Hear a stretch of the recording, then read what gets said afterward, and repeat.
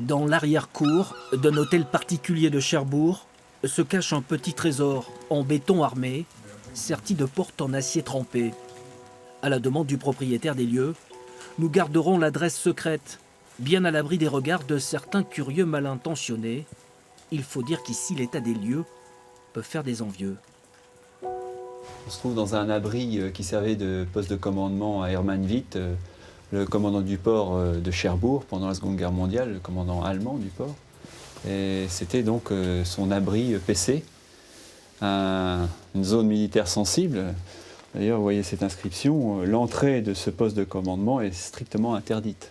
Donc uniquement réservée au personnel autorisé, les officiers de l'état-major, de la Kriegsmarine à Cherbourg, les opérateurs radio, les standardistes, les estafettes.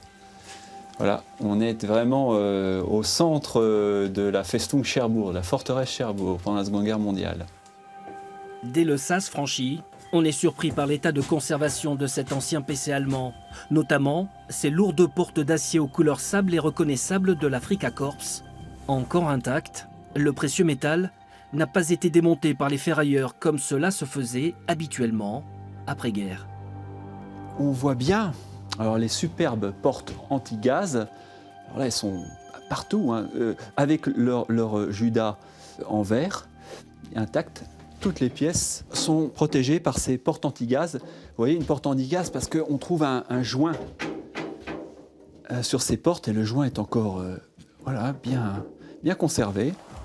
Présents dans le Cotentin, entre juin 40 et août 44, les Allemands qui ont réquisitionné certaines maisons cossues au cœur de Cherbourg subissent les bombardements anglais de la RAF.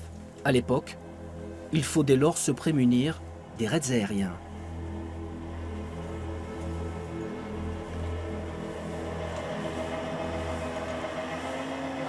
Étonnant qu'il fonctionne encore. Oui, il est difficile à manœuvrer, mais il est dans un état fantastique avec tous les marquages, toutes les plaques de fabrication. C'est un ventilateur donc qui permettait de renouveler l'air lorsque toutes les portes anti-gaz étaient fermées, et puis en cas d'attaque extérieure. Et pour avoir visité des centaines d'ouvrages allemands qui étaient équipés de ce type de ventilateur, ben c'est le seul que j'ai jamais retrouvé, c'est le seul que j'ai jamais vu depuis des années. Donc effectivement, c'est une pièce rarissime. Plancher au sol, lambris aux murs bétonnés, cet ouvrage construit en 1942 ne semble pas marqué par l'usure du temps. On a l'impression que les pièces sont réduites, c'est parce que les murs sont très épais et que voilà, c'est vraiment un abri antiaérien, c'est aussi un PC de commandement. On va voir qu'il y a un logement au-dessus de cet abri pour les personnels qui sont affectés à cet état-major. Mais là, on est véritablement, c'est une pièce maîtresse de tout l'organigramme, tout le commandement allemand de la ville de Cherbourg et de son port. Et 74 ans après la fin de l'occupation allemande, on se dit que les arrière-cours et les jardins de Cherbourg sont bien loin d'avoir livré tous leurs secrets.